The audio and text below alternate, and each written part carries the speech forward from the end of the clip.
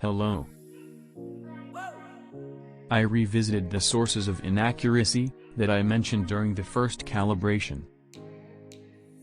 Instead of using a total of 3 detections during the calibration phase, a matrix of detections and its related sensor data is captured, to build a mapping on how the total FOV is distributed on the lens. The captured matrix data is slightly scattered. To increase the throughput, it was mapped onto an evenly spaced grid using triangulation and UV coordinates.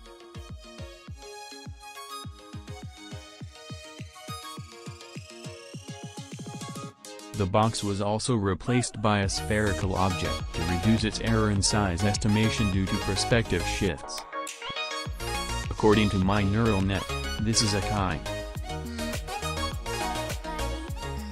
While camera 1 and 5 have to be ashamed of themselves for now, the other 3 cameras triangulate the kite.